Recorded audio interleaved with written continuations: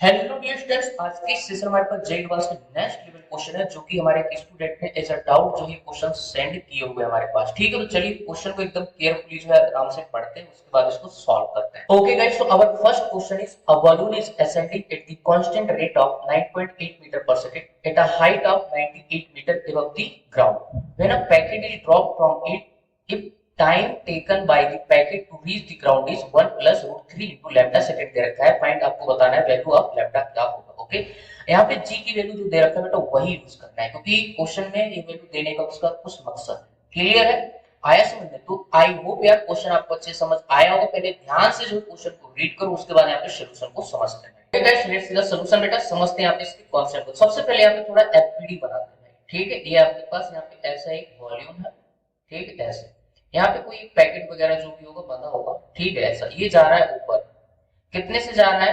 9.8 metre पर second की रफ्तार से जा रहा है। मतलब ये आपके पास स्टार्टिंग की रफ्तार है, इधर है ऊपर की तरफ। याद रखना, ये जब ग्राउंड से कितना मीटर ऊपर है?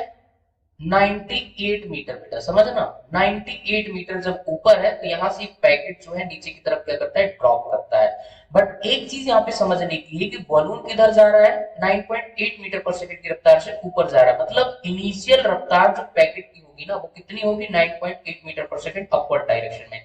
बोले तो यहाँ पे अगर साइन कन्वेंशन की बात करें तो आपके पास इनिशियल वेलोसिटी ऑफ जो पैकेट होगी दैट इज पॉजिटिव। ठीक है, और डिस्प्लेसमेंट बेटा क्या होगा? नेगेटिव, क्योंकि इसको डाउनवर्ड आना है। तो डिस्प्लेसमेंट जो होगा according to sign convention that would be negative. और ग्रेविटी जो होगी ना बेटा वो भी नीचे ही लग रही होगी, तो इसकी भी वैल्यू क्या होगी? वो भी नेगेटिव होगी। बेटा ये चीज आपको आनी चाहिए, क्योंकि ये बहुत इंपॉर्टेंट है। अगर तुमने साइन कन्वेंशन की गलती की ना, क्वेश्चन तुम्हारा भाई साहब गलत हो जाना है। क्लियर है? सो आई होप यार इतनी बात बेटा क्लियर हो गई होगी। क्योंकि देखो, पैकेट और वॉल्यूम जो है एक ही सिस्टम है। ठीक है, तो वॉल्यूम जितनी रफ्तार से ऊपर जा रहा होगा तो पैकेट भी तो उतनी रफ्तार से जा रहा होगा ना। ठीक है, अपवर्ड डायरेक्शन में। तो जब ये पैकेट जो है यहाँ से गिरेगा 98 मीटर की हाइट से, तो उस वक्त डिस्प्लेसमेंट आपको यहाँ पे किधर लेना है? डाउनवर्ड डायरेक्शन में। सो बस इतनी ही बात समझनी है और यूज करते हैं न्यूटन की इक्वेशन बेटा। ठीक है, सो यहाँ से हमारे पास न्यूटन की सेकंड इक्वेशन होती है बेटा, क्योंकि अपने को टाइम चाहिए। ठीक है, डिस्प्लेसमेंट मालूम है, स्टार्टिंग वेलोसिटी मालूम है। ठीक है, तो ऐसे इक्वल टू कितना होता है? ut plus half at square. ठीक है, अब देखो बेटा हम वर्टिकल मोशन जो है कर रहे हैं भाई। ठीक है, तो यहाँ पे ध्यान से देखो, डिस्प्लेसमेंट जो है हमने क्या बोला है? 98 मीटर डाउनवर्ड है, और इनिशियल वेलोसिटी ऊपर की तरफ है बोले तो 9.8 मीटर पर सेकंड, और यहाँ पे इनटू टी। और यहाँ पे देखो डाउनवर्ड आपका जी लग रहा है, तो माइनस का जो है 9.8 divided by 2 into T square. ठीक है, ये चीज आपको यहाँ पे करके चलनी पड़ेगी। अब हमें क्या चाहिए बेटा? टाइम की वैल्यू चाहिए, राइट? तो इसको जस्ट अपने को सॉल्व करना है, क्वाड्रेटिक इक्वेशन। तो हमारे पास यहाँ पे टाइम की दो वैल्यू है। कैसे इसको सॉल्व करते हैं बेटा? ध्यान से देखिए, आप चाहो तो देखिए यहाँ पे काट सकते हो यार। पता है कैसे? देखो यहाँ पे 98 समझ रहे हैं, इक्वल टू 98 डिवाइडेड बाय कितना हो जाएगा आपका? 10 इंटू टी, माइनस ये भी कितना हो जाएगा? 98 divided by 20 into T square. कितना सिंपल हो गया, दोनों साइड से 98 98 बल्ले बल्ले। तो यहाँ से हमारे पास 1 बचेगा माइनस का, और इधर कितना हो जाएगा? टी बाई आपका 10, और इधर आपके पास टी स्क्वायर डिवाइडेड बाय 20। ठीक है, आप ऐसा करो, चाहो तो 20 से दोनों साइड मल्टीप्लाई करा दो बेटा, तो यहाँ पे कितना हो जाएगा? माइनस का 20, और इधर हो जाएगा 2t, और इधर हो जाएगा माइनस का टी स्क्वायर। क्लियर है? सो बेटा इसको इधर ले आओ, टी स्क्वायर माइनस 2t, और आपके पास ये कितना हो जाएगा? माइनस का 20 इक्वल टू 0। ये क्वाड्रेटिक इक्वेशन बन गई, इसको जस्ट आपको सॉल्व करना है। ठीक है, तो हमारे पास देखो यहाँ पे आप सीधी धाराचार फार्मूला लगा सकते हैं, तो फैक्टराइजेशन कर सकते हो। तो हम इसको सीधे धाराचार फार्मूला लगा रहे हैं। ठीक है, कितना? x इक्वल टू होता है ना minus b plus minus square root of b square minus 4ac divided by 2a। ठीक है, ये आपके पास सीधी धाराचार फार्मूला है, वैदिक फार्मूला भी बोल सकते हैं इसका। ठीक है, अब यहाँ पे हमें टाइम की वैल्यू चाहिए, तो t इक्वल टू कितना हो जाएगा? देखो यहाँ पे t की वैल्यू कितनी है? माइनस, तो माइनस माइनस क्या हो जाएगा? प्लस 2। ठीक है, plus minus square root of b का स्क्वायर, तो 4 हो जाएगा, माइनस कितना हो जाएगा? 4। a की वैल्यू कितनी है? 1। c की वैल्यू कितनी है? माइनस की 20। ठीक है, और डिवाइडेड बाई 2 मल्टीप्लाई 1। तो t इक्वल टू जो हमारे पास निकल के आएगा 2 plus minus square root of minus minus plus, और यहाँ पे कितना हो जाएगा? 80 80 हो जाएगा। ठीक है, तो हमारे पास यहाँ पे नीचे आपका 2 बचेगा डिवाइड बाय। ठीक है, तो 2 प्लस माइनस अंदर क्या बचेगा? 84 डिवाइडेड बाय कितना आपका? 2। हमारे पास यहाँ पे कितना हो जाएगा? 2 प्लस माइनस, बेटा ध्यान से देखो हम इसको किस में ब्रेक कर सकते हैं? 21 मल्टीप्लाई 4 और डिवाइडेड बाय आपका 2। तो 4 का बाहर कितना निकल आएगा? 2। आया समझ में? 2 प्लस माइनस 2 और स्क्वायर रूट 21 और डिवाइडेड बाय कितना हो जाएगा 2। ध्यान से देखो 2 कॉमन होके कैंसिल हो जाएगा, तो हमारे पास t की जो वैल्यू आएगी बेटा, ठीक है, ये गया, तो हमारे पास यहाँ पे 1 plus minus square root of 21 बचेगा। और टाइम की जो वैल्यू होगी ना वो पॉजिटिव होगी, टाइम कांट भी नेगेटिव, ठीक है। t की वैल्यू कितनी आएगी, t1 इक्वल टू आएगा 1 माइनस रूट 21 और एक हमारे पास आएगा t2 equal to 1 plus root 21। और बेटा रूट 21 जो निकलेगा ना वो 1 से तो क्या होगा, ज्यादा ही होगा ना, ठीक है, ये क्योंकि 4 और 5 के बीच में वैल्यू आ रही है इसकी, राइट। सो यहाँ पे टाइम जो है नेगेटिव नहीं हो सकता, बोले तो आपका ये t1 जो हम इसको इग्नोर करेंगे, t2 जो अपन शिफ्ट करेंगे, तो हमारे पास 1 प्लस स्क्वायर रूट 21 जो है ये टाइम हो जाएगा। अब इसको जो है कंपेयर करना है जो अपने को टाइम दिया है। सो क्वेश्चन में हमें टाइम की जो वैल्यू दे रखा है that is 1 plus square root of 3 into lambda, और हमारे पास जो टाइम आया that is 1 plus square root of 21। तो बेटा इसको कंपेयर करो ना यार, दोनों को इक्वेट कर दो, तो 1 गया ना, तो कितना हो जाएगा square root 3 lambda equal to square root of 21, ठीक है। अब इसको कैसे ब्रेक कर सकते हैं आप, 3 मल्टीप्लाई 7, सो लैम्डा की वैल्यू कितनी हो जाएगी बेटा आपके पास 7। आया समझ में, तो आई होप यार सॉल्यूशन आपको एकदम क्रिस्टल क्लियर हो गया और एकदम आराम से जो है सॉल्व किए भाई साहब, ठीक है। सो लैम्डा की जो वैल्यू आपके पास 7 हो जाएगी, ठीक है। चलिए बढ़ते हैं next question. Okay guys, let's see the next question. Question is a positively charged sphere of mass m is equal to 5 kg दे रखा है attached by a spring of force constant k is equal to 10 to power 4 Newton per meter, right? The sphere is tied with a thread so that the spring is in its natural length, आपको बताया है। Another identical negatively charged sphere is fixed to the floor vertically below the positively charged sphere as shown in the figure, बताया है, okay? Initially separation between spheres is x is not equal to 0.5 metre दे रखा है, मतलब दोनों के बीच का जो separation वो भी मेंशन करके दिया है 0.5 मीटर है, okay. Now thread is burned, मतलब जब थ्रेड को जलाना स्टार्ट किया है जो भी आपने बताया है, and maximum elongation of the spring is 0.1 metre, okay. Calculate the charge in microcoulomb on each sphere, clear है। जी की वैल्यू यहाँ पे 10 मीटर पर सेकंड स्क्वायर में आपको यहाँ पे यूज कर रही है, ठीक है। सो ये बेसिकली आपके पास यहाँ पे क्वेश्चन है, तो सबसे पहले यहाँ पे समझते हैं भाई। Okay guys, let's see the solution. बेटा क्वेश्चन जो है आपको अच्छे समझ आना चाहिए, तो यहाँ पे देखो भाई क्या है, स्टार्टिंग में इनिशियल मामला थोड़ा सा यहाँ पे समझ लो। इनिशियल मामला आपको देखो गिवन क्या है, m इक्वल टू 5 kg, ठीक है, मास जो है चार्ज पार्टिकल का 5 kg, और k की वैल्यू आपको दे रखा है spring constant that is 10 to power 4 newton per metre, ठीक है। इसके बाद स्टार्टिंग में जो मैक्सिमम एलोंगेशन है दैट इज आपको दे रखा है 0.5 मीटर, ठीक है। ये चीज आपको यहाँ पे मालूम है। अब यहाँ पे फाइनल मामला देखना पड़ेगा, ठीक है। अब क्या होगा बेटा, जब ये जो है कंडीशन आपको दे रखा है कि now thread is burned and the maximum elongation of the spring आपको दे रखा है 0.1 मीटर, ठीक है। सो अब जो सेपरेशन होगा बेटा वो कितना होगा, देखो यहाँ पे x नॉट माइनस 0.1, तो कितना हो जाएगा 0.5 माइनस 0.1, तो कितना आएगा आपका 0.4 मीटर, ठीक है। ये जो सेपरेशन बचेगा दोनों स्फीयर के बीच का, ठीक है, पॉजिटिव और नेगेटिव, ठीक है, फाइनल। अब इस क्वेश्चन को करने के ना मैं आपको दो तरीके बता सकता हूँ। एक तो आप एनर्जी भी कंजर्व कर सकते हो बेटा, कैसे, क्योंकि देखो यहाँ पे एक स्प्रिंग फोर्स है और एक ग्रेविटेशन फोर्स है, इलेक्ट्रोस्टैटिक फोर्स है, सारे के सारे क्या होते हैं कंजर्वेटिव इन नेचर है, तो आप एनर्जी भी कंजर्व कर सकते हो। दूसरा यहाँ पे आप इक्विलिब्रियम कंडीशन भी आप ले सकते हो बेटा, क्लियर है। स्टार्टिंग में देखो, स्टार्टिंग में इसकी वेलोसिटी 0 है, फाइनल जब मैक्सिमम एलोंगेशन की बात करें तो वहां पे वेलोसिटी 0 होगी, तो उसके अकॉर्डिंग आप जो है एनर्जी भी कंजर्व कर सकते हो। लेकिन मैं आपको सबसे सिंपलेस्ट मेथड बताने की कोशिश कर रहा हूं, आप इक्विलिब्रियम कंडीशन लगा सकते हो। तो ये बेसिकली आपके पास इस क्वेश्चन को सॉल्व करने के हो सकते हैं मेथड हो सकते हैं। तो हम यहाँ पे अप्लाई कर रहे हैं बेटा सीधा फोर्स मेथड। स्टार्टिंग में देखो बेटा यहाँ पे क्या होगा, इस स्फीयर के नीचे क्या लग रहा होगा, mg लग रहा होगा, ठीक है, और स्प्रिंग फोर्स किधर लग रहा होगा, ऊपर की तरफ, और साथ में इन दोनों के बीच इलेक्ट्रोस्टैटिक अट्रैक्टिव फोर्स लग रहा होगा, ठीक है। तो तीन फोर्सेस यहाँ पे आपको दिख रहा है, क्लियर है। तो यहाँ पे मैक्सिमम एलोंगेशन पे सबसे पहले यहाँ पे स्प्रिंग फोर्स निकालते हैं, ठीक है। तो यहाँ पे Fs इक्वल टू कितना होता है k इंटू एक्स, ठीक है। अब यहाँ पे k की वैल्यू आपको 10 टू पावर 4 दे रखा है, एलोंगेशन कितना मैक्सिमम आपका 0.1, ठीक है, 0.1 मीटर, तो हमारे पास यहाँ पे कितना आ जाएगा जस्ट आपका 10 टू पावर 3, ठीक है, न्यूटन, राइट, ये चीज हो जाएगी। इसके बाद यहाँ पे अगर मैं वेट की बात करूं बेटा तो W इक्वल टू कितना होता है m इंटू जी, m की वैल्यू 5 दे रखा है और g की वैल्यू यहाँ पे 10, तो जस्ट आपका आ जाएगा 50 न्यूटन, ठीक है। ये हमारे पास क्या हो जाएगा आपका वेट हो जाएगा, राइट। अगर यहाँ पे इलेक्ट्रोस्टैटिक फोर्स की बात करोगे तो हमारे पास यहाँ पे इलेक्ट्रोस्टैटिक फोर्स कैसे आएगा, ध्यान से देखो, नेट फोर्स लिखो ना, नेट फोर्स जो है इस सिस्टम पे पूरा जीरो करना है, बोले तो यहाँ पे एफ नेट इक्वल टू आप जीरो पुट कर दो बेटा, ठीक है, इक्विलिब्रियम कंडीशन पे। सो हमारे पास यहाँ पे एफ नेट इक्वल टू कितना है, देखो नीचे आपका क्या है mg plus fe minus F S equal to 0, क्योंकि स्प्रिंग फोर्स अपवर्ड डायरेक्शन में लगेगा, डिस्प्लेसमेंट के अपोजिट। सो हमारे पास यहाँ पे देखो mg की वैल्यू कितनी है 50, तो यहाँ पे fe जो आ जाएगा that is equal to F S minus mg, right. तो हमारे पास fe की वैल्यू हो जाएगी, ध्यान से देखिए यहाँ पे कितना हो जाएगा 1000, ठीक है, 1000 minus spring force 1000 Newton minus 50 Newton, ये आपका mg वेट। तो हमारे पास इलेक्ट्रोस्टैटिक फोर्स की जो वैल्यू आएगी दैट इज 950 न्यूटन। क्लियर है?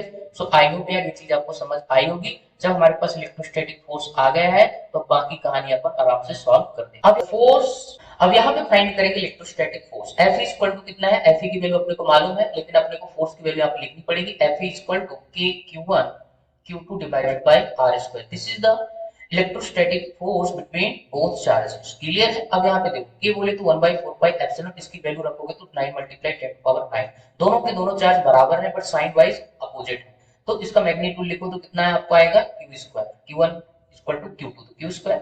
R की वैल्यू यहाँ पे हो जाएगी 0.4 का स्क्वायर, ठीक है। अब यहाँ पे जो आपका Fe वैल्यू है दैट इज 950, और यहाँ पे हो जाएगा आपका 0.4 का स्क्वायर करोगे तो 0.16। क्लियर है? और divided by 9 multiply 10 to power 9 इधर आ जाएगा और इधर बचेगा आपके पास Q स्क्वायर, ठीक है। सो हमारे पास Q इक्वल टू डायरेक्ट इसका स्क्वायर रूट ले लीजिए तो कितना हो जाएगा बेटा, ध्यान से देखिए 9 मल्टीप्लाई 1.6 है ना, एक जीरो मैंने यहाँ पे दबा कर दिया, और ये 9 और मल्टीप्लाई 10 पावर कितना 9। क्लियर है? जस्ट आपको इसको सॉल्व करना है, चाहो तो इससे एक जीरो नीचे ले सकते हो तो कितना हो जाएगा, इसको थोड़ा और सिंपलीफाई हो जाएगा तो 95 मल्टीप्लाई 16 और डिवाइडेड बाय 9 मल्टीप्लाई 10 पावर कितना हो जाएगा यहाँ पे 10। क्लियर? एक जीरो यहाँ पे नीचे आएगा 10 हो जाएगा, समझ रहे हैं कि नहीं। 1.6 है, इससे पॉइंट हटाओगे तो नीचे 10 आ जाएगा, तो 10 की पावर यहाँ पे 10 बन जाएगा। यहाँ पे क्या होगा बेटा, ध्यान से देखो यहाँ पे क्या हो जाएगा, 95 तो स्क्वायर रूट में फंस जाएगा, ठीक है। बाकी कितना निकल आएगा 4, 16 का 4, 9 का 3 और 10 टू पावर 10 का 10 टू पावर 5, ठीक है। तो ये चीज यहाँ पे आ जाएगी। अब यहाँ पे कुछ नहीं करना, जस्ट आपको यहाँ पे सॉल्व कर लेना। Q इक्वल टू क्या हो जाएगा 4/3 और ये 10 टू पावर माइनस का 5 और मल्टीप्लाई 95। अब 95 देखो, अगर आपको कैलकुलेटर नहीं ना तब भी आप इसकी वैल्यू निकाल सकते हैं, प्रॉक्स कितना, स्क्वायर रूट 95 जो है 9 और 10 के बीच में आता है ना। 9 का स्क्वायर रूट कितना होता है 81 और 10 का होता है 100, तो आप अप्रोक्सीमेट इसकी वैल्यू जो है कुछ ले सकते हो, 4/3 मल्टीप्लाई 10 टू पावर माइनस 5 और मल्टीप्लाई यहाँ पे 9.8 समथिंग आप ले सकते हो बेटा, ठीक है। क्लोजेस्ट में वैल्यू ले रहा हूँ क्योंकि देखो 9 से ज्यादा है, 10 की ज्यादा क्लोज है, ठीक है। तो ये वैल्यू हम यहाँ पे ले सकते हैं 9.6 9.7 समथिंग जो भी है, तो हमने यहाँ पे 9.8 लिया है। आपके पास जो Q की वैल्यू आएगी दैट इज अप्रॉक्स 1 2.9 और 7 समथिंग जो है मैं अप्रॉक्स लिख रहा हूँ बेटा, और यहाँ पे 10 टू पावर माइनस का 5, ठीक है। अब ऊपर नीचे 10 से मल्टीप्लाई डिवाइड करो क्योंकि माइक्रो कूलम में Q की वैल्यू चाहिए, ठीक है। सो हमारे पास मैं अप्रोक्स अगर आंसर लिखूं बेटा तो 10 टू पावर ऊपर कितना जाएगा माइनस का 6 हो जाएगा, और ये आपके पास 129 बोले तो 130 के क्लोज में आंसर ले सकता हूं बेटा, ठीक है। 130 माइक्रो कूलम, ठीक है। तो इस पर्टिकुलर क्वेश्चन का जो है बेटा ये आंसर यहाँ पे हो जाएगा, ठीक है। सो आई होप यार ये क्वेश्चन जो है आपको अच्छे से सोल्यूशन इसका समझ आया हो। Okay guys, so our next question is a ball of radius 1 meter hangs on a thread of length 4 meter दे रखा है and touches a vertical cylinder of radius आपको 2 meter दे रखा है, mounted along the axis of centrifugal device. If the angular velocity of the device at which the ball ceases to apply pressure at the wall of the cylinder is omega, write 2 omega square SI unit g की value यहाँ पे 10 metre पर second square जो आपको use करना है। Diagram आपको बना के दिया है, आप देख सकते हो, ठीक है। तो सबसे पहले तुझे क्वेश्चन जो क्लियर कर समझ आना चाहिए, बहुत ही सिंपल क्वेश्चन, कोई बड़ी बात नहीं है। Okay guys, let's see the solution बेटा, समझते हैं आप इसकी कॉन्सेप्ट को। हमें एक्चुअल में हमारा टारगेट है that is to find the omega, ठीक है। अपने को यहाँ पे ओमेगा फाइंड करना है, उसके बाद यहाँ पे 2 ओमेगा स्क्वायर कर देना बेटा, ठीक है। This is our question guys, ठीक है। तो चलिए बेटा देखते हैं, आपने समझते हैं। सबसे पहले डायग्राम समझो बेटा। यहाँ पे एक आपको सिलेंडर दे रखा है जिसकी रेडियस आपको 2 मीटर दे रखा है, ठीक है। एक बॉल है जिसकी रेडियस आपको 1 मीटर दे रखा है, ठीक है। तो यहाँ पे 2 प्लस 1 इक्वल टू कितना हो जाएगा 3 मीटर, और बेटा यहाँ पे एंगल वगैरह आप सपोज कर लो कितना है थीटा।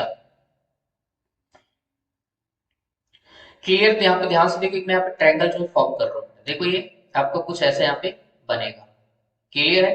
यहाँ पे एंगल कितना बना थीटा, और ये आपको दे रखा है कितना 4 मीटर, और ये टोटल आपको यहाँ से ये डिस्टेंस हमने कितनी निकाली यहाँ पे 3 मीटर, ठीक है। सो अगर ध्यान से देखो तो परपेंडिकुलर बनेगा, ठीक है। ये 3 मीटर वाला जो है ये आपका परपेंडिकुलर बनेगा हाइपोटेनियस, ठीक है। तो ये आपका कौन सा ट्रिग्नोमेट्रिक रेशियो हो जाएगा sine theta. Sine theta equal to होता है परपेंडिकुलर डिवाइडेड बाय हाइपोटेनियस, बोले तो 3/4, ठीक है। इसको अभी यहाँ पर रखेंगे, इसको आगे यहाँ पर यूज करने वाले बेटा, ठीक है। ये हो जाएगा। सो आपका स्टार्टिंग में मामला ये होगा। क्लियर है। अब यहाँ पे देखो क्या बोला हुआ है, if the angular velocity of the device at which ball ceases to apply pressure at the wall of the cylinder. इसका मतलब ये है कि यहाँ पे बॉल और सिलेंडर के बीच का जो कांटेक्ट है, ठीक है, जैसे ही ओमेगा से घूमेगा तो जस्ट क्या करेगा, इनके बीच का कांटेक्ट बोले तो नॉर्मल फोर्स क्या हो जाएगा बेटा, जीरो हो जाएगा। ठीक है, तो यहाँ पे वर्ड थोड़ा अच्छे से पढ़ो। क्या बोला, ceases to apply pressure at the wall of the cylinder. ठीक है, मतलब यहाँ पे प्रेशर जो लगना है बंद होने लगेगा धीरे धीरे, तो कब होगा, जब इन दोनों के बीच का कांटेक्ट क्या हो जाए, हट जाए, बोले तो नॉर्मल क्या हो जाए, जीरो हो जाए।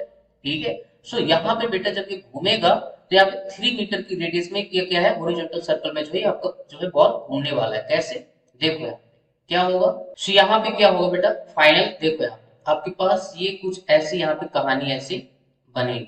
ठीक है, ऐसे इस पर्टिकुलर कंडीशन जस्ट जो है इसके अबाउट आपको इसको ओमेगा से घुमाओगे, एंगल यहाँ पे कितना है, थीटा है, तो बेटा थ्रेड में क्या आएगा, टेंशन आएगा। ठीक है, सो आपका जो है ओवरऑल यहाँ पे किसमें, हॉरिजॉन्टल सर्कुलर में जो है ऐसे घूमने वाले हैं बॉल। ठीक है, ऐसे क्लियर है। ये बॉल ऐसे हॉरिजॉन्टल जो है सर्कुलर मोशन करेगी, नीचे क्या लगेगा, इसका जी लगेगा, और ऊपर यहाँ पे टेंशन, और यहाँ पे ठीक है ये सेंटर ही कितना हो जाएगा, टोटल जो आपको यहाँ पे रेडियस हो जाएगी इसकी, दैट इज आपका 3 मीटर। ठीक है, ये हो जाएगा। जस्ट जो है सीज करना है, जस्ट लीव करना है सिलेंडर की सरफेस को, तो उस केस में आपकी रेडियस कितनी हो जाएगी, आपको 3 मीटर लेना पड़ेगा, और यहाँ पे आपके पास सेंट्रीफ्यूगल फोर्स कितना लगेगा, एम ओमेगा स्क्वायर आर। ठीक है, ये हो जाएगा। अच्छा, टेंशन के बेटे यहाँ पे दो कंपोनेंट आएंगे, ध्यान से देखो, तो एक इधर आ जाएगा, ठीक है, थीटा तो अल्टरनेटिव एंगल की प्रॉपर्टी से भी थीटा, तो ये हो जाएगा आपका टी कॉस थीटा। ठीक है, अंदर की तरफ इधर आ जाएगा आपका टी साइन थीटा। क्लियर है, जस्ट बैलेंस कर दो भाई। तो T sine theta equal to आपके पास एम ओमेगा स्क्वायर आर, और T cos theta equal to हो जाएगा आपका एम जी। ठीक है, दोनों का भाग लगा दो भाई इक्वेशन 1 और 2 का, तो हमारे पास क्या बन जाएगा, टी ने टी को मारा, sine theta divide by cos theta आपके पास हो जाएगा टेन थीटा, और ऊपर बन जाएगा, देखो मास मास भी नहीं पड़ जाएगा, ये कट गया ये कट गया, तो बचेगा क्या, omega square are divided by आपका जस्ट जी बच जाएगा। ठीक है, तो ये बेसिकली हमारे पास यहाँ पे निकल के आ जाएगा। ठीक है, इसके आगे अपन further calculation. Okay okay, so हमारे पास tan theta equal to omega square are divided by g. R की वैल्यू कितनी है, 3, ओमेगा स्क्वायर डिवाइडेड बाई कितना हो जाएगा आपका जी, जी की वैल्यू हम यहाँ पे लिख लेंगे 10, 3/10 ओमेगा स्क्वायर, राइट। अच्छा, टेन थीटा को हम क्या लिख सकते हैं, साइन थीटा डिवाइडेड बाई आपका कॉस थीटा। ठीक है, प्योर मैथमेटिक्स है और कुछ नहीं है, 3 ओमेगा स्क्वायर डिवाइडेड बाई 10। ठीक है, अब साइन थीटा हमारे पास कितना मालूम है, 3/4। अब कॉस थीटा को क्या लिख सकते हैं अपन, अंदर ले जाएंगे तो हो जाएगा cos स्क्वायर थीटा, अरे वही तो लिखा हुआ है, cos स्क्वायर थीटा हमने लिख दिया। ठीक है, प्योर मैथमेटिक्स, और यहाँ पे कुछ भी नहीं है यार। ठीक है, अच्छा 3/4, और हम इसको ब्रेक कर सकते हैं, sine square theta plus cos square theta कितना होता है, 1, सो आपका cos square theta equal to कितना हो जाएगा, 1 minus sine square theta. Clear है, और इधर हो जाएगा 3 ओमेगा स्क्वायर डिवाइडेड बाई 10। ठीक, अच्छा 3 ने 3 को मार दिया बेटा, बल्ले बल्ले कर दिया। अब यहाँ पे हमें क्या चाहिए, ओमेगा स्क्वायर चाहिए, ओमेगा स्क्वायर इक्वल टू कितना हो जाएगा, ध्यान से देखिए बेटा, ऊपर जाएगा 10 और नीचे रहेगा आपके पास 4। ठीक है, अंदर 1 माइनस साइन थीटा की वैल्यू कितनी है आपके पास, 3/4, बोले तो 9 डिवाइडेड बाई 16, कैसे 3/4 रखोगे तो 3 का स्क्वायर 9, 4 का स्क्वायर आपका 16। ठीक है, सो अब बेटा यहाँ पे हम साइड में इसको सॉल्व करते हैं, तो ओमेगा स्क्वायर इक्वल टू कितना हो जाएगा 10, और आप ध्यान से देखो 4 एलसीएम वगैरह करोगे तो अंदर हो जाएगा 16 माइनस 9 और डिवाइडेड बाई 16। ठीक है, अब 16 का बाहर कितना निकलेगा 4, सो 4 ने 4 को मार दिया। ठीक है, 10 मल्टीप्लाई 4 ऊपर जाएगा और एक 4 नीचे, अंदर बचेगा स्क्वायर रूट ऑफ 7, 4 ने 4 को मार दिया, तो हमारे पास ओमेगा स्क्वायर इक्वल टू आ जाएगा कितना, आप ध्यान से देखो बेटा, 10 divided by square root of 7।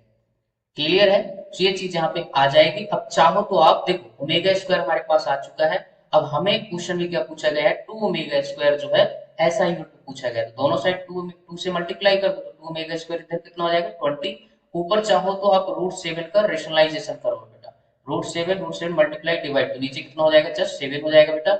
यही आंसर है, इसके आगे जो है तुम सॉल्व करते रहो भाई सब, टाइम पास टोटल। ठीक है, सो हमारे पास 2 ओमेगा स्क्वायर इक्वल टू कितना हो जाएगा, जस्ट इसको आप सॉल्व कर लीजिए, 20 डिवाइडेड बाई 7, और √7 की वैल्यू, जैसे मान लीजिए तुम्हारे पास कैलकुलेटर नहीं है बेटा, तो मैंने कई बार आपको बताया कि करना कुछ नहीं है बेटा, जस्ट देखो तो ये जो √7 है किसके बीच लाई कर रहा है, 2 और 3 के स्क्वायर रूट के बीच में, मतलब ये जो वैल्यू होगी 3 से कम होगी 2 से ज्यादा होगी, तो हम इसको क्या यूज कर सकते हैं, 2.8 या 2.7 समथिंग आप यूज कर सकते हो। क्यों, क्योंकि जो 7 है ना that is very close to 9, और 9 का स्क्वायर रूट क्या होता है, 3 होता है बेटा। ठीक है, तो ये चीज आप यहाँ पे अप्लाई कर सकते हो, राइट। तो यहाँ से ना आपका थोड़ा अच्छा सा आंसर आ जाएगा। पता है यहाँ पे कितना हो जाएगा बेटा, ध्यान से देखो, 56 डिवाइडेड बाई 7, तो अप्रोक्सीमेट यहाँ पे एकदम इंटीजर वैल्यू आपको मिल जाएगी, दैट इज आपका 8 समथिंग आंसर यहाँ पे मिल जाएगा बेटा।